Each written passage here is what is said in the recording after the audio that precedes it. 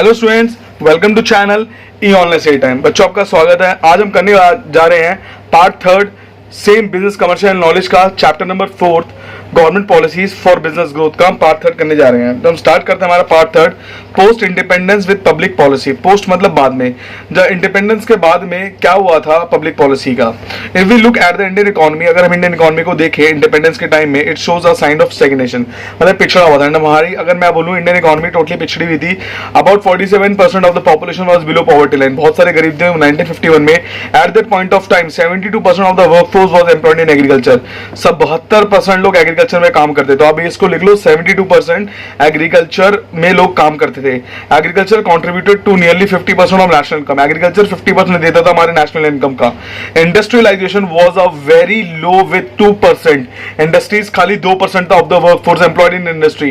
In addition to this there was hardly any investment in industry, hardly कोई investment होती थी industries को लेकर। The industries were predominant were cotton, textile and jute industry. Industries क्या थी? Predominant थी cotton, textile, jute industry के लिए। They also suffered a major setback as at the time of partition, एक मेजर सेटबैक था partition के time पर, ठीक है ना। Jute producing areas went to East Pakistan, jute producing area कहां चले गए? हमारे ईस्ट पाकिस्तान में चले गए टोटली हमारे, ठीक है ना। Today Bangladesh and as a result there was a shortage of raw material, हमारी क्या होगी? Shortage of raw material totally हो गया हमारे पास, ठीक है ना। अगर मैं बात करूं हमारे पास कुछ था नहीं, स्टैग्नेशन की बात कर सकते हैं। इंडिया टोटली पिछड़ा हुआ था। Indian economy was suffering with a low agriculture output, low agriculture output था। लिटिल इंडस्ट्रियलाइजेशन, बिल्कुल थोड़ा सा इंडस्ट्रियलाइजेशन था। Low figure of national income, national income की फिगर भी काफी लो थी। High poverty and employment, high poverty and employment था। Slow economic progress soon after independence, slow economic growth था इंडिपेंडेंस के बाद। The government was looking for guiding policies to make Indian economy viable, जो हमारी government थी वो look करती थी हमारी पॉलिसीज को वायबल बनाने। वायबल मतलब अच्छा होता है, बुरा नहीं होता है। इसमें हम आगे चलते हैं। हमारा जो अगला इसमें जो है public policy formulation and implementation involve a plan pattern और कोर्स ऑफ एक्टिविटी। एक प्लान पैटर्न था और एक कोर्स ऑफ एक्टिविटी था किसी भी काम को करने का। The new government of India, जो न्यू गवर्नमेंट थी, thoroughly close knit relation and interaction between the important government agencies, उनका अच्छे रिलेशन थे हमारे गवर्नमेंट एजेंसीज के साथ। The political executive legislator bureaucracy and judiciary, naturally the constitution of India was framed and accepted in 1950, बाद में 1950 में हमारा कॉन्स्टिट्यूशन बना। कॉन्स्टिट्यूशन बनने के बाद हमारी काफी चीजें बदली, ग्रोथ एंड डेवलपमेंट पे ध्यान दिया। उस टाइम में भी क्या था, हम लोग ये सोचते थे कि हम कैसे अपने पॉलिटिकल थॉट्स को हम डिनाइंग वर्ल्ड में हम लोग कैसे हम लोग थोड़ा आगे बढ़े, तब भी हमारा चलता था पॉलिटिकल थॉट्स को लेकर। The United nation state of America followed a strong capitalist model, एक कैपिटलिस्ट मॉडल था। What is capitalist model? Capitalist model वो मॉडल होता है जहां पर हम इकोनॉमी के सिर्फ फायदे के बारे में सोचते हैं, नुकसान के बारे में नहीं सोचते, प्रॉफिट कमाने के बारे में सोचते हैं, उसको कैपिटलिस्ट मॉडल बोलते हैं। Capitalist model of government with a strong private sector with individual ownership, एक इंडिविजुअल ओनरशिप था। फ्रीडम ऑफ चॉइस थी, was the buzz word. Freedom of choice एक बज़ वर्ड था हमारे लिए, कि फ्रीडम उस टाइम में हमने रिसेंटली देखी थी। उस टाइम में गवर्नमेंट ने, government role was to provide a smooth business and work environment, government smooth business देती थी। On the other hand Soviet Union followed a communist model. देखो सोवियत यूनियन क्या करते थे? कम्युनिस्टिक मॉडल फॉलो करते थे, where the state owned everything, जहां पर स्टेट को सब कुछ पता होता था, खुद के बारे में वो सब कुछ करते थे। All sort of production were in the hand of the government with a strong public distribution system of food and other needs, सारा क्या था? हाथ गवर्नमेंट के हाथ में था, खाने पीने को भी लेकर। Many of the eastern European nation signed the Warsaw pact and followed the communist pattern of society, काफी सारे यूरोपियन नेशन ने साइन कर दिया वार्सो पैक्ट एंड फॉलोड, उन्होंने कम्युनिस्ट पैटर्न को फॉलो कर दिया। The western European nation like Great Britain, France, Spain, Portugal, Germany and followed a capitalist model, ये सारे कैपिटलिस्ट मॉडल करते जहां पर प्रॉफिट के बारे में ये लोग पहले सोचते थे, ठीक है। With the presence of several socialist drives like public transport health care system, वहां पर एक सोशलिस्ट ड्राइव खोला उन्होंने, जो था हमारा public transport and health care system, ये भी खोला, ठीक है ना। द गवर्नमेंट ऑफ इंडिया, बस एक गवर्नमेंट ऑफ इंडिया तो जहां पर मिक्स्ड इकोनॉमी चलती थी, जहां पर हम लोगों का भला भी सोचते थे और पैसे कमाने के बारे में भी सोचते थे। हम इसमें दोनों चीज करते हैं। अगर मैं आपको बताना चाहूं इंडिया हमारा बेस्ट था, वो मैं बता रहा हूं क्यों। देखिए, अ mix of policies borrowed from both capitalist and communist economic policy, दोनों था। The first major goal of India public policy in the post-independence India was in the area of socio-economic development. Wide-ranging policies were formulated in the area of industrial and agricultural development. Many policies were included in the statutes काफी ज्यादा like industrial development and regulation act 1951, other were kept as a directive in the various plan documents, काफी सारे हमारे documents various plan थे। Indian government had a strong dictum against imports, India government के क्या थे, strong dictum imports के against, अगर कोई भी माल हमारे इंडिया में आता था तो उसके लिए काफी रूल्स एंड रेगुलेशन होते थे। It was done in order to develop the nation's own industry, ये कुछ नेशंस में डेवलपमेंट काफी बातें चलती थी हमारे। आफ्टर इंडिपेंडेंस, इंडिपेंडेंस के बाद प्लानिंग कमीशन लागू। अगर मैं प्लानिंग कमीशन की बात करूं, ये हमारा इस बुक में गिवन, अगर आपको थोड़ी डिटेल नॉलेज चाहिए सीपीटी के लिए तो जरूरी नहीं होता इसी बुक में से आता, आप इस बुक से भी कर सकते हैं। इसमें जो स्टार्टिंग के जो हमारे 6 चैप्टर है वो इस चैप्टर को कवर कर देंगे और आगे बता देंगे। जैसे मैं कुछ चैप्टर के नाम बता देता हूं, कर सकते हो, और आप इंडियन इकोनॉमिक डेवलपमेंट के ये वाले कुछ पार्ट्स भी देख सकते हो, तो आप इसमें से भी देख सकते हो जो हमारे सीपीटी में थोड़े काम आएंगे और आपके लिए बहुत बहुत बेनिफिट होंगे। तो हम आगे चलते हैं, हम कुछ बताते हैं प्लानिंग कमीशन के बारे में। अगर planning commission was establish, planning commission होता है 5 ईयर प्लान के बारे में, जहां पर हम long term short term goals के बारे में देखते हैं, उसको हम प्लानिंग कमीशन बोलते हैं। प्लानिंग कमीशन एस्टैब्लिश हुआ था हमारे इकोनॉमिक प्लान के लिए for a period of 5 year, 5 साल के लिए, for all the policy directions. The 5 year plan become the major source, ये हमारा मेजर सोर्स था। These policies were 2 types of, one regulation and the other for promotion. एक तो regulation के लिए था, रेगुलेशन मतलब रोजमर्रा जिंदगी काम करने के लिए था, दूसरा था हमारी इकोनॉमी को रन करने के लिए। जब हमारी इकोनॉमी रन हो जाती है हम क्या करते हैं, उसके बाद हमारी प्रमोशन को स्टार्ट करते हैं। It may be noted that NITI Aayog has now replace the planning commission, NITI Aayog था जिसको रिप्लेस कर दिया गया प्लानिंग कमीशन से। तो ये वाला क्वेश्चन मोस्ट प्रोबेबली आ सकता है कि नीति आयोग किससे रिप्लेस हुआ था, नीति आयोग हमारा रिप्लेस हुआ था प्लानिंग कमीशन से। इसको आप टिक कर लेना, जैसे मैंने अपने हाथों से टिक कर लिया, इनविजिबल टिक मैंने कर दिया है, ठीक है। आगे हम चलते हैं, laws laid down what could be done और नॉट बाय द एंटरप्रेन्योर्स, ठीक है ना, what could be done and not by the entrepreneurs, this could be the high, this could be the larger area, what could be produced by the public और where certain goods can be produced only by the government. तो हम देख सकते हैं कौन सा good हमारा public produce करती है, कौन सा गवर्नमेंट करेगी, ये आपको देखना है। तो बच्चों अब तक जितने स्क्रीनशॉट ले लिया, मैं 2-3 मिनट 2-3 सेकंड का टाइम दे रहा हूं, आप स्क्रीनशॉट ले सकते हैं इन सारे नोट्स का। होप सो आपने ले लिया होगा screenshot. Law also specified now how states agency themselves were to provide good and services like electricity and transport. Law ने क्या करा, स्पेसिफाई करा हमारी एजेंसीज को लेके कैसे हम गुड्स, पब्लिक सर्विस, ट्रांसपोर्ट को, इलेक्ट्रिसिटी को किस तरीके से हम आगे बढ़ा सकते हैं। अब हम आगे चलते हैं हमारे गवर्नमेंट के अंडर। गवर्नमेंट की रिस्पॉन्सिबिलिटी क्या थी, गवर्नमेंट की रिस्पॉन्सिबिलिटी थी हम लोग इंडिया को क्या करें, सारी प्रॉब्लम से दूर रखे और कुछ इंडिपेंडेंट बनाए। ये प्रॉब्लम थी हमारी नेशनल इंटीग्रिटी की, external environment was the source of threat. हाँ, इंडिया के लिए जो बाहर के एनवायरमेंट थे वो काफी सोर्स ऑफ थ्रेट था, क्योंकि हम ये बात करें कि मैं अगर बात करूं कि फॉरेनर्स हमारे लिए बहुत खतरे का घंटी बन चुके थे, क्योंकि इनकी मैन पावर बहुत अच्छी थी, मशीनरी बहुत अच्छे थे, तो इसलिए वो काफी ज्यादा अच्छे थे हम लोगों से उस टाइम पे। आज हम लोग ज्यादा अच्छे हैं। Apart from this there have been internal challenges, कुछ इंटरनल चैलेंजेस भी थे। रीजनलिज्म था, आपको पता है छुआछूत की बीमारी उस टाइम थी, लोग जातिवाद भेदभाव करते थे, ये सब कुछ चलता था। Separatist tendency that have been countered in the long term perspective, काफी लॉन्ग टर्म पर्सपेक्टिव को सोच के हमें चलना पड़ता था। These would not include only defense policies but also similar efforts at decentralization, the case greater national cohesiveness. This is independence. Public policies in India have been formulated with a view to achieving socio-economic development and maintain national integrity. These goals have been complex, demanding coherent policies. आपको पता ही होगा कि अभी defence policy थी, decentralisation था, India में भेदभाव इतने ज्यादा बढ़ चुके थे, लोग एक दूसरे से किलसते रहते थे। किलसने का मतलब भी हो सकते थे कि एक दूसरे से जलते थे, मतलब ये कह सकते हैं इंडिया उस टाइम अच्छे सिचुएशन में थी, काफी डिफिकल्ट टास्क था।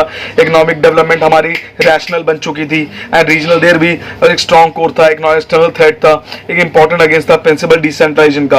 अगर मैं बात करूं नेशनल कोहेजन चल रहा था, जिससे एक हेटेरोजेनियस सोसाइटी में हम ध्यान दे रहे थे, ये एक एक्चुअल इंपैक्ट बन चुका था हमारी पब्लिक पॉलिसीज को, नेसेसरी थी पब्लिक पॉलिसीज को बनाना, गवर्नमेंट इसीलिए मिक्स पाथ में था हमारे। जैसा आप देख पा रहे हैं, अब जो अगला टॉपिक हमारा इकोनॉमिक चेंज प्रोसेस, कैसे हम इकोनॉमी को बदले और चेंज प्रोसेस के कैसे करें। हम चलते हैं मिक्स्ड इकोनॉमी के बारे में पढ़ते हैं। देखो मिक्स्ड इकोनॉमी तो पता है, जहां पर क्या होता है, प्रॉफिट के बारे में भी सोचता है, लोगों का भला भी सोचता है। इंडिया ऐसा देश है जहां पर दोनों के बारे में होता है, पर ऐसा होता नहीं है, मैं फिर भी बता रहा हूं आपको। Mixed economy policies provided a lot of social protection to people. Mixed economy क्या कहती है, काफी ज्यादा लोगों को भला सोचती है, but industrial development was low, वहां पर इंडस्ट्रीज का डेवलपमेंट काफी लो होती है। The fall of Warsaw pact nation include Soviet Union, birth of small state around Russia का। वॉर्सो पैक्ट ने क्या करा, छोटे छोटे स्टेट्स को पैदा कर दिया है रशिया के आसपास। Formation of European Union and the pressure of heavy development loans from agency like IMF, world bank and the ABD remain the major reason behind India journey toward liberalisation. इन सब की वजह से ही इंडिया की जो journey थी वो पीछे रहेगी हमारी लिबरलाइजेशन के टुवर्ड्स। क्योंकि क्या हुआ, जब यूरोपियन नेशन टुकड़ों में बढ़ गया, जैसे वेस्ट बंगाल आपका 36 टुकड़ों में बढ़ गया, वैसे यूरोपियन नेशन भी टुकड़ों में बढ़ गया, जिसकी वजह से क्या हुआ, हमारे कुछ लिबरल, हमारे इंडिया काफी पीछे रह गई कि उनके लोन्स वो वहीं पर चले आते थे, हमारे इंडिया के बाद नहीं आते थे। The effort of globalisation coupled with liberalisation remained a major shift in policy. India decided to embark a fast growth of an economic journey through multiple reforms program in 1991. The economy was aiming to raise growth potential. Globalization as a policy helped India in integrating the country economic with world economy. India जो effort था globalisation का वो coupled with liberalisation के था कि globalisation और liberalisation अगर हो तो बहुत अच्छी तरीके से हो, जिसने हमारी मेजर काफी सारी पॉलिसीज को शिफ्ट कर दिया गया, जिसकी वजह से क्या हुआ, हमारा जो इकोनॉमिक ग्रोथ था वो जर्नी चलती रही। ग्लोबलाइजेशन आ policy help India integrating the country with world economy. हमारी इंडिया को जब ग्लोबलाइजेशन हुआ वर्ल्ड इकोनॉमी के साथ जोड़ दिया 1991 के बाद। Industrial policy was reformed first through the new NEP new industrial policy 1991। It was open the foreign capital inflow. जैसी न्यू इंडस्ट्रियल पॉलिसी आई तो हमारा फॉरेन कैपिटल काफी आने लग गया। The removal of restriction on investment in projects help many business sector to expand. काफी business sector हमारे एक्सपैंड हो गए थे। This change in policy allow increase to foreign technology and fund on the other. Infusion of foreign funds in strong currency help a nation to build a strong foreign exchange reserve to buy foreign technology. काफी सारी foreign technology by करने में help करने में मदद करी। Foreign funds come in different way. Foreign funds अलग अलग तरीके से आते थे। फॉरेन इंस्टीट्यूशनल इन्वेस्टर्स भी काफी आते थे। Are big fund which invest in stock market and also engage in speculation activity. काफी स्टॉक मार्केट में करते थे स्पेकुलेशन, मतलब जुआ खेलना वाली एक्टिविटी, हमें स्टॉक एंड शेयर्स वाले की बात हम कर सकते हैं। FFF brings huge investment. There is also risk that leave a nation after offloading their portfolios. Risk भी होता था, प्रॉफिट भी उससे ज्यादा ही होता था। NRI, non-resident Indians, and OCI, overseas citizen of India, invest the foreign currency in India to get better returns. सही बात है। They also enjoy the resident status, but the government actually look for foreign direct investment. FDI is a main setting of industries. FDI not only to bring forex investment, it also enhance employment opportunity. सही बात है, खाली investment करने नहीं होते, employment opportunity भी काफी दी है। A series of measures which were taken towards liberalization for foreign investment included। कौन कौन सी सीरीज थी? There is a dual route of approval of every, dual route था। The Reserve Bank of India articulate the area of automatic route and the Union Government outline the process of approval through government route। dual route में दोनों की तरफ से होता था, एक RBI की तरफ से, एक यूनियन गवर्नमेंट की तरफ से। अगला है automatic permission was granted for technology agreement in high priority industries। automatic permission होगी टेक्नोलॉजीज की। and the process of removal of restrictions of FDI in low technology areas as well as liberalization of technology imports, ये भी कर दिया गया। The permission was granted to non-resident India। Permission दी गई NRI को and overseas को, OCBs को to invest 100% capital in high priority sector। पूरा 100% capital दे सकते हैं हाई प्रायोरिटी सेक्टर में, ठीक है। Hike in the foreign equity participation limit to 51%। जो काफी ज्यादा फॉरेन इक्विटी पार्टिसिपेशन हो रही थी उसको लिमिट कर दिया गया 51% से फॉर एग्जिस्टिंग कंपनीज, पुरानी कंपनीज के। And liberalisation of the use of foreign brands name, liberalise कर दिया गया फॉरेन ब्रांड्स नेम को कहीं पर भी यूज कर सकते हैं। अगला signing the convention of multilateral investment guarantee agency जैसे MIGA for protection of foreign investment protection करा। These efforts are boosted by the enactment of foreign exchange management act FEMA 1991 में, जो रिप्लेस हुआ हमारे किससे, फैरा से, फॉरेन एक्सचेंज रेगुलेशन एक्ट 1973 में, which was less stringent. In 1997 Indian government allowed 100% FDI in cash and carry wholesale and FDI in single brand retailing was allowed 51% in June 2000 से। After a long debate further amendment was made in the December 2012 which led to FDI 100% in single brand retailing and 51% in multi brand retailing। तो बेटे ये जो data बता रहा हूँ बहुत important है। अब इस वाले पॉइंट को तो ध्यान से बिल्कुल रखना ही रखना कि पहले क्या था, हमारा मीगा था, फिर क्या हुआ, प्रोटेक्शन करता था हमारे किससे, फॉरेन इन्वेस्टमेंट को, फिर बूस्टअप किया हमने किससे, उसका एनैक्टमेंट किया फैमा 1990 में हुआ, फिर फैरा आया, फिर फैमा पहले था हमारा किसमें, फैरा में था, फिर उसको चेंज किससे किया, फैमा से चेंज किया गया था ना, ठीक है। वो 1973 में फैरा था, फिर उसको फैमा कर दिया गया 1999 में, तो ये था, ठीक है ना। तो तो ये पूरा डिटेल में बताया गया।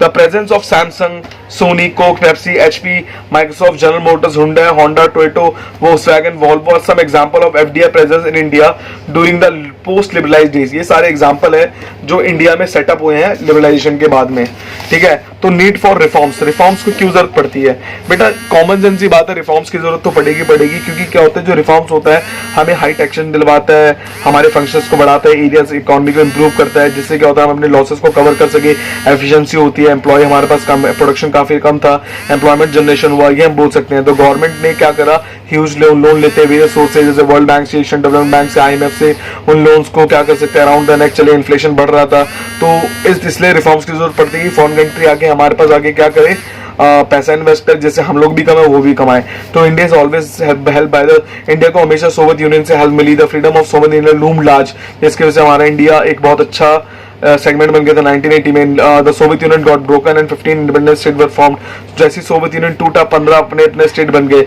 Russia also opened up it economy, Russia ने अपनी इकोनॉमी बढ़ा ली। जैसे मैं बोलूं, capitalist got a new breeding ground in Russia over the erstwhile Warsaw Pact nation like Poland, Albania, Czechoslovakia, Hungary and Bulgaria। ये सारे वो कंट्री जो टूट गए थे, एक एक कंट्री से बने। क्वेश्चन ये होता है इंडिया मिक्स्ड इकोनॉमी कैसे बनी, and India has started various experiments on its economic reform. Gold was mortgage at bank of England and foreign currency loan was arranged for meeting the foreign currency reserve. 1992 finally government of India took revolutionary step to open up of the economy, open करे। A massive change in economic policy was laid down, private sector was priority दी, private sector को priority दी काफी। Many of the loss making public sector को क्या करा, जो loss कर रहे थे उसको चेंज करके प्राइवेट में बनाया, कि क्या होता है पहले पब्लिक को काफी लॉस होने लग गया था, जिसके में हम लोग सबने डिसइन्वेस्टमेंट कर दिया। डिसइन्वेस्टमेंट का मतलब क्या होता है कि अपने जो शेयर्स थे उसको बेच दिए पब्लिक को, ठीक है ना, मतलब कि प्राइवेटाइज कर दिया था। Process are known as disinvestment. मैं पढ़ के बताता हूँ। Some of the PCSEs were the first corporatised and the capital values at was decided that a large chunk of share would be sold to public, the process known as disinvestment. Further, a number of private sector bank were given license to run banking operation। उसके बाद दिया गया policy decision goals क्या होता है। देखो ये तो पूरा बता रखा है कि कैसे पॉलिसीज बनती है। पॉलिसी क्या होता है, policy emanates from decision and decision is taken with the goal। ये पूरे प्रॉपर तरीके से बता रहा है कि किस तरीके से हमारा काम होता है। Many a time the terms like political goal, decision and policy are used interchangeably। कभी क्या होता है हम उसको इंटरचेंजेबली चेंज भी कर देते हैं। जैसे क्या होता है,